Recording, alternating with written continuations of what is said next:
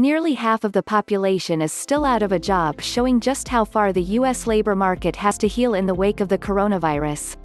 The employment population ratio, the number of employed people as a percentage of the U.S. adult population, plunged to 52.8% in May, meaning 47.2% of Americans are jobless, according to Bureau of Labor Statistics.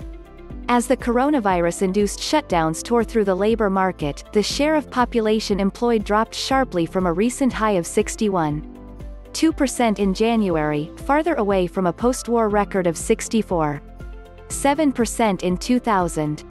This ratio is a broader look at the employment picture. It takes into account adults not in the labor force and captures those who were discouraged about the prospects of finding a job, whereas the unemployment rate looks at people actively looking for a job.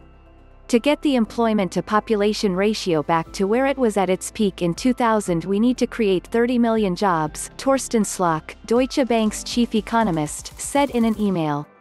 Slok included the chart in a report to clients. Investors will look to this week's June jobs report for an update on the pace of the labor market recovery. Economists polled by Dow Jones are expecting non-farm payroll to increase by 3.15 million in June, after a shocking surge of 2.5 million in May, the biggest jobs increase ever in a single month. Meanwhile, the jobless rate is expected to decline to 12.4% this month from 13.3% in May, according to Dow Jones. The unemployment rate doesn't capture those who stopped looking for a job. The labor force is about 60% of the U.S. adult population. After the unexpected snapback in May, there have been signs of a slowdown in the labor market improvement as fears of a coronavirus resurgence deepened in recent weeks. The number of Americans filing for unemployment claims came in higher than expected for the past 2 weeks straight. Right now the economy's recovery is being dragged down by the millions and millions of Americans without jobs and who simply haven't got it, Chris Rupke, MUFG Union Bank's chief financial economist, said in a note. The massive job losses mean the economy isn't out of the woods yet.